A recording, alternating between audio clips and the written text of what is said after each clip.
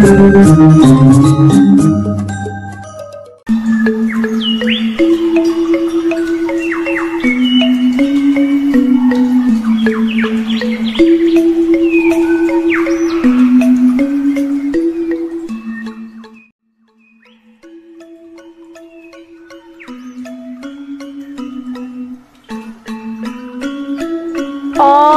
Swastiastu.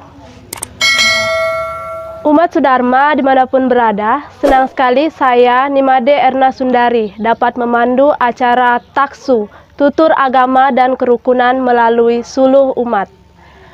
Acara Taksu ini merupakan program dari Kelompok Kerja Penyuluh Kementerian Agama Kabupaten Luwu Timur yang bekerja sama dengan penyelenggara Hindu Kementerian Agama Kabupaten Luwu Timur untuk menyukseskan program kerja dari Kelompok Kerja Penyuluh Kementerian Agama Kabupaten Luwu Timur.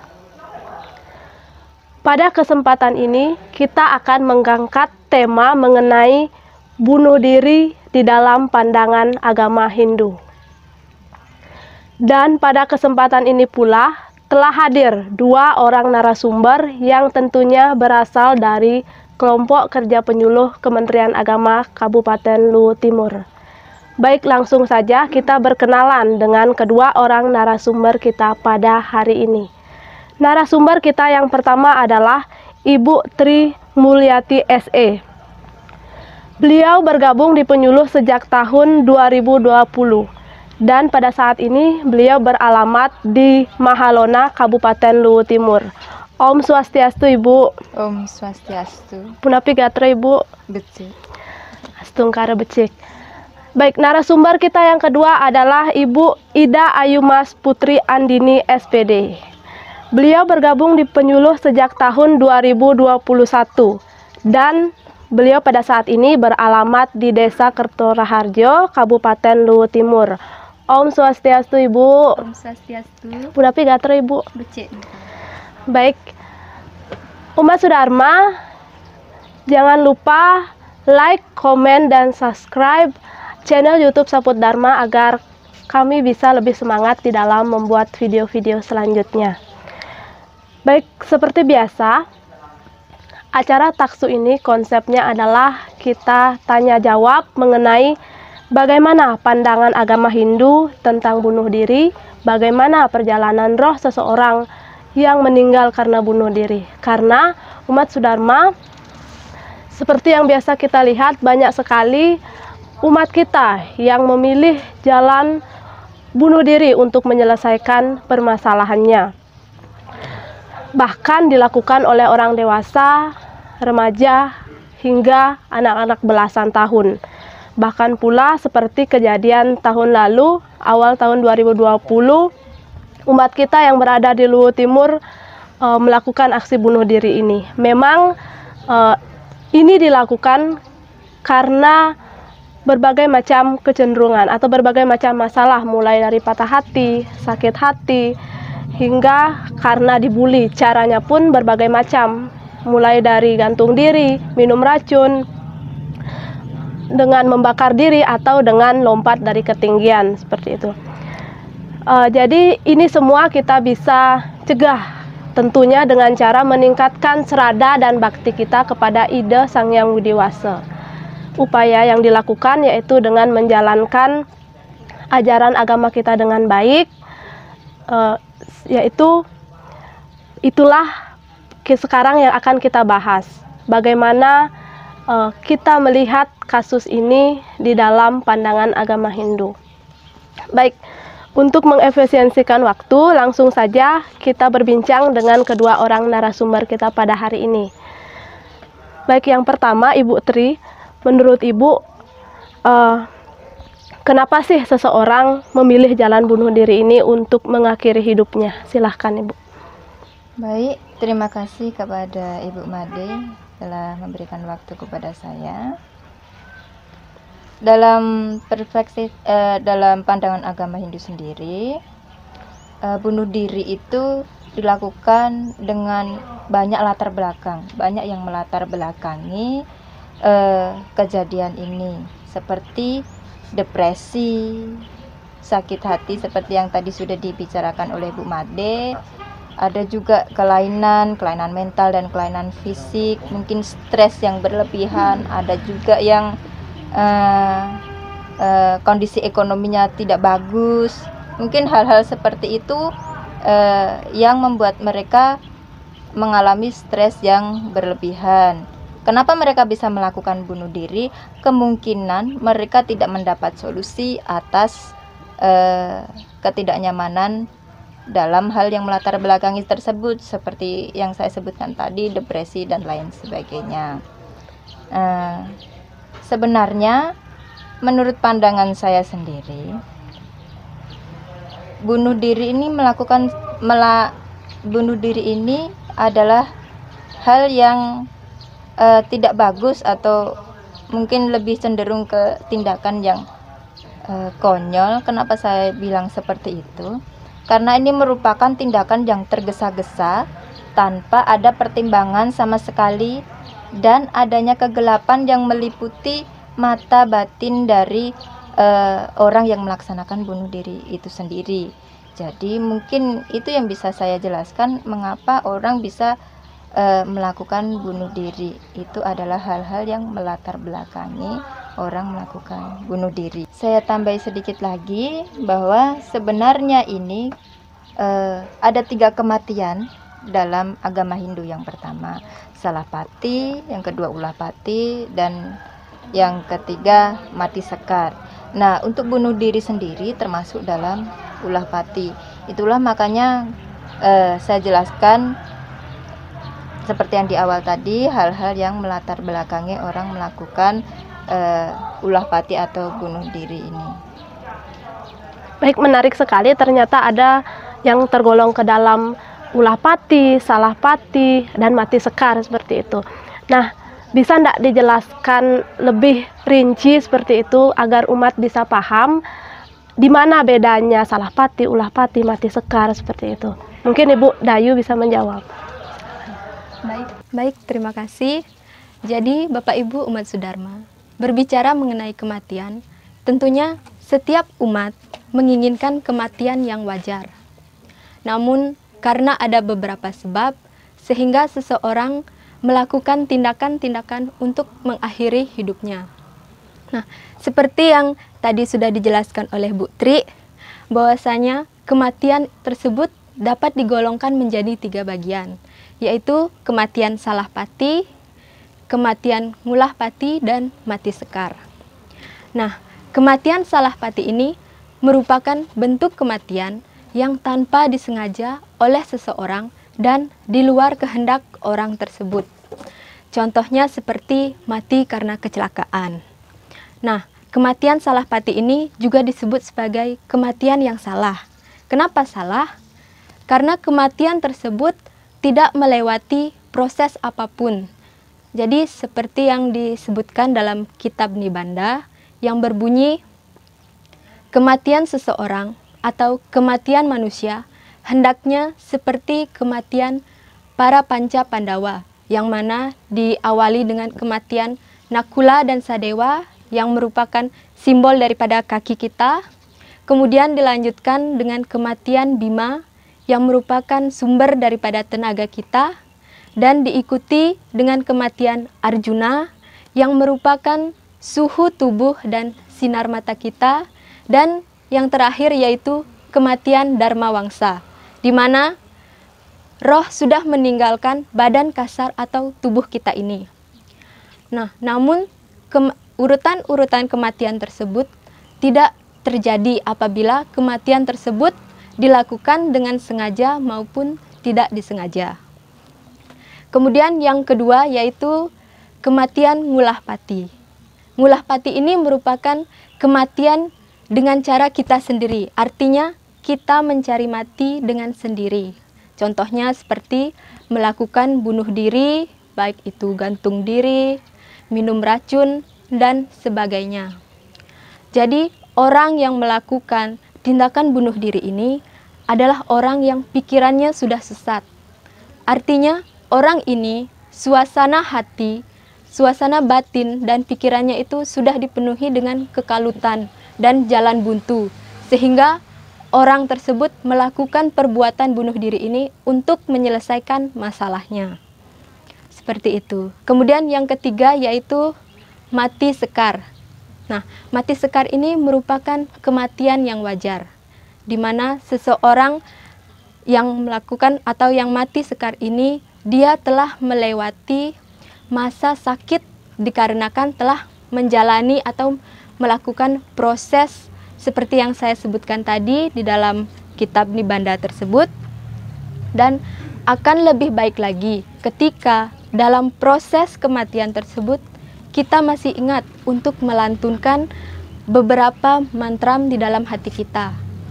Nah, ini berguna untuk memfokuskan diri kita sehingga secara perlahan kita dapat meninggalkan atau melepaskan ikatan-ikatan keduniawian. Ya, mungkin seperti itu.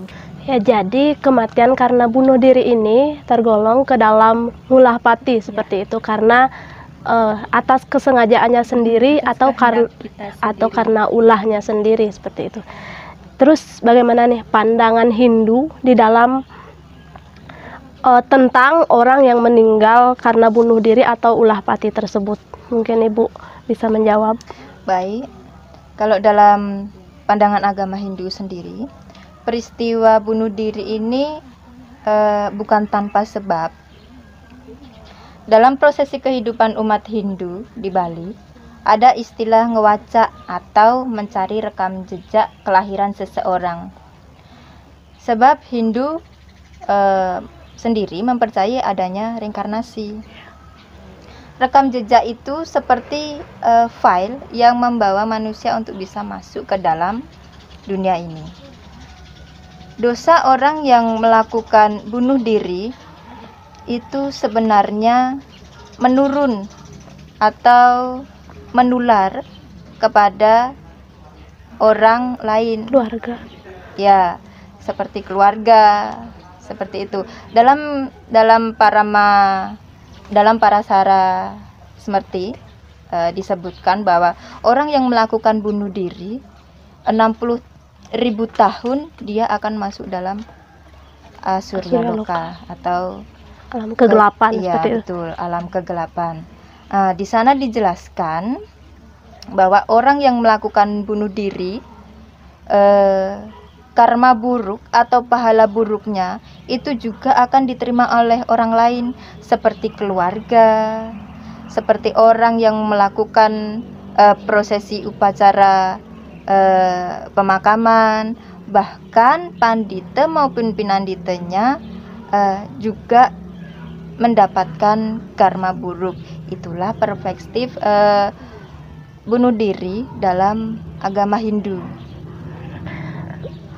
Terus ada nggak mungkin pengaruh untuk perjalanan rohnya nanti menuju Tuhan atau Ida Sang Hyang Widi Wasa seseorang yang melakukan ulah pati ini? Mungkin Ibu Dayu bisa jawab. Ya. Jadi seperti yang tadi sudah yang jelaskan, bahwasanya melakukan bunuh diri ini merupakan cara kematian yang paling buruk dan sangat buruk. Karena atman seseorang yang melakukan tindakan bunuh diri ini, maka dia akan langsung meluncur ke alam bawah yang penuh dengan kesengsaraan.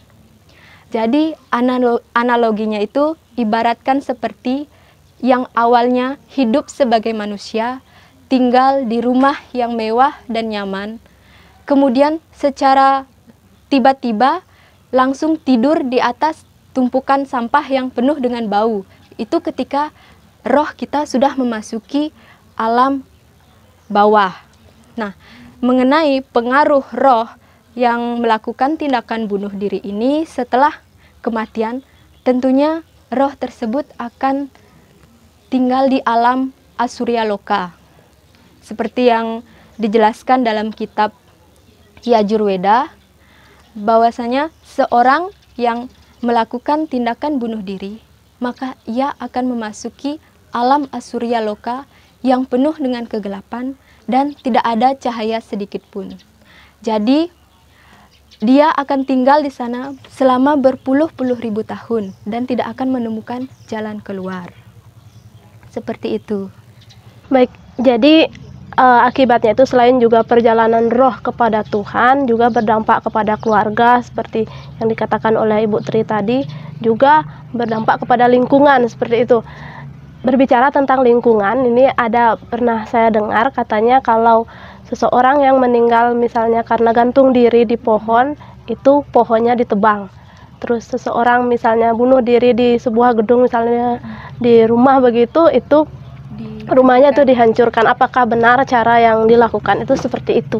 Oke, Bu Tri.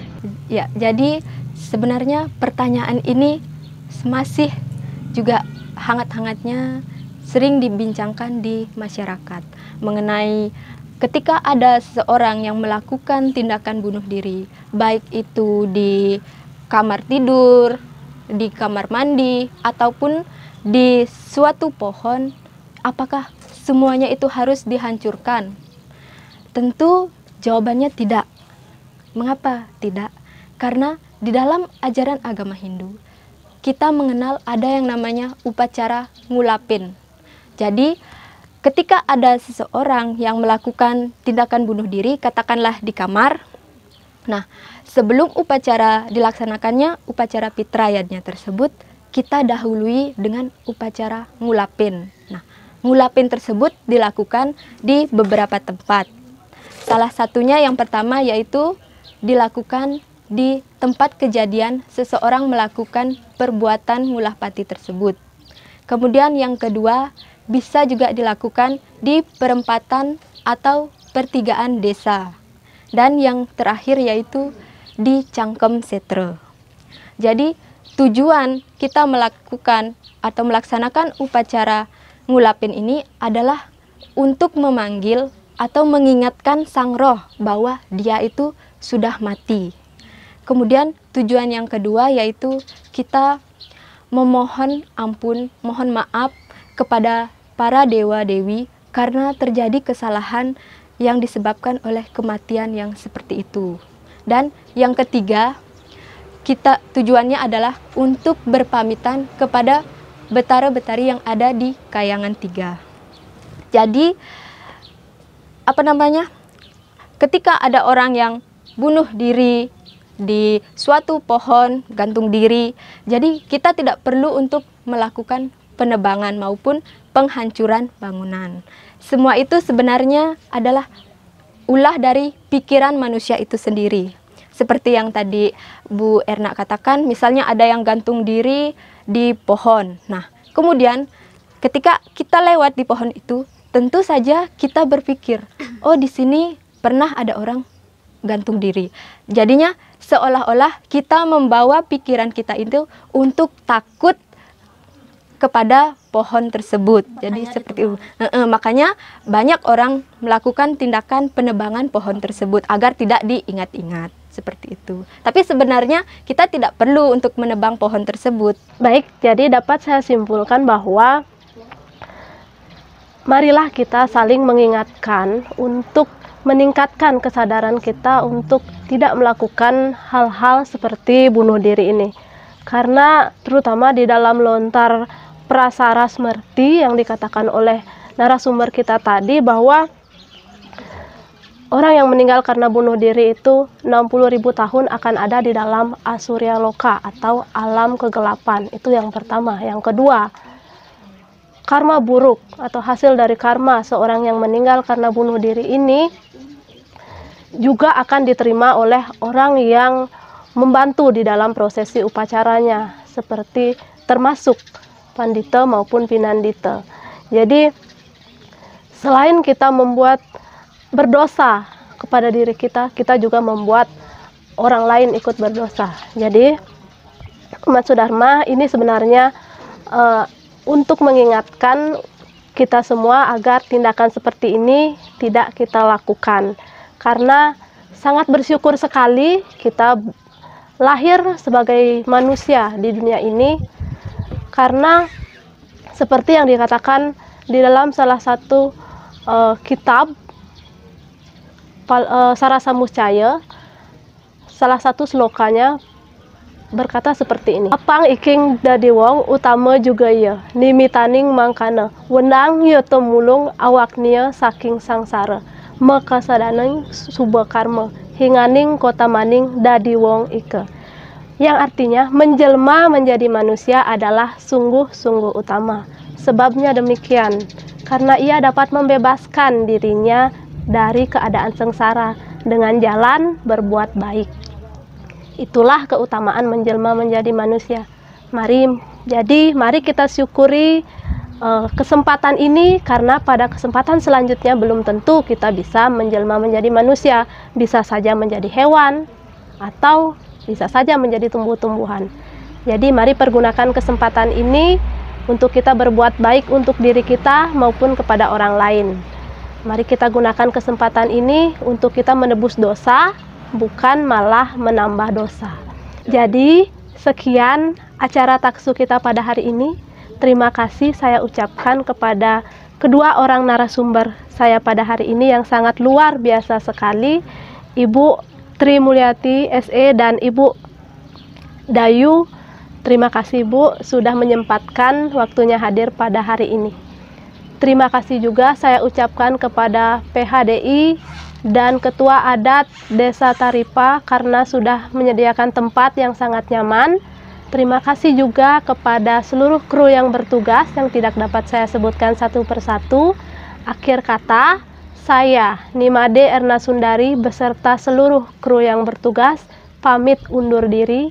Sampai jumpa pada acara Taksu Tutur Agama dan Kerukunan melalui Suluh Umat episode berikutnya.